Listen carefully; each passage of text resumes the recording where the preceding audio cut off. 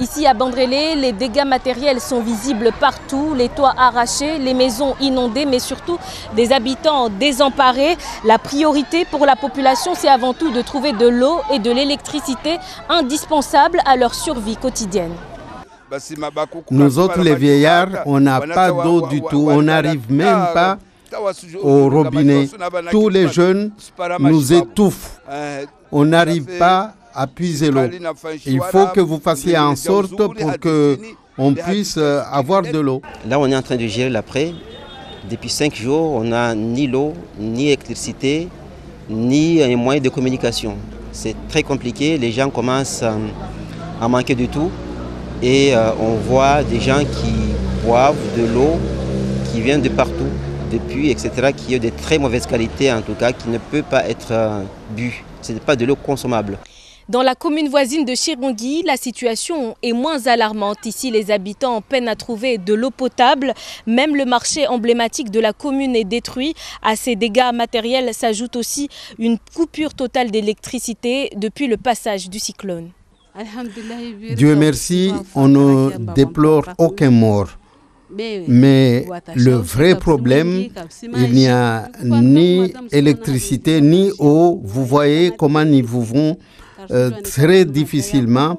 Nous ne savons pas s'il y en a encore, mais c'est très difficile et il n'y a personne qui vient en nous, ni le maire, ni les conseillers départementaux, ni l'État. Les urgences du moment, c'est l'eau, l'électricité et puis donc les télécommunications, sans oublier donc l'alimentaire, parce que les magasins sont vides. Il n'y a pas de cash, l'essentiel des magasins qui ouvrent, donc il n'y a pas de cash. À propos de l'eau, nous avons un espoir parce que depuis ce matin, on a quelques gouttes. Alors ici à Bouéni, les routes coupées, comme vous le voyez derrière moi, isolent davantage une population en difficulté.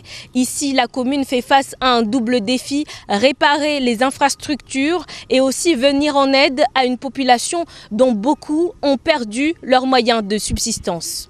Alhamdoulilah, choukra, on n'est pas blessé, on n'est pas mort. Mais vous voyez déjà mon magasin, il est là. Le tôle, on ne voit même pas. Le dégât, il est là. Il est là, le compteur, il est parti. En espérant que l'État il va nous aider. Aujourd'hui, les dégâts sont considérables. Vous pouvez le voir ici, en tout cas, Bouéni est bien touché, mais c'est tout Mayotte qui est touché.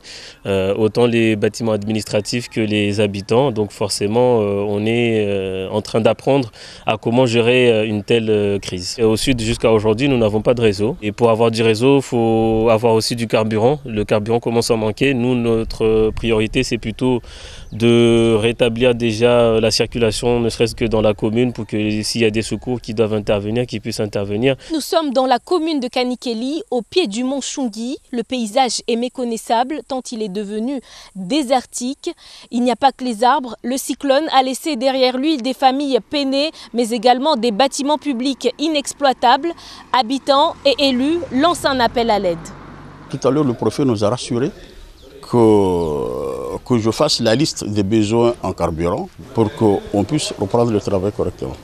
Bandrélé, Chirongui, Kanikeli et Bouéni, partout dans le sud de l'île, les dégâts sont immenses. La population attend des réponses concrètes. Avec l'arrivée d'Emmanuel Macron, les attentes sont grandes. Mais ici, loin de la capitale, les habitants se demandent si son arrivée va changer réellement leur quotidien.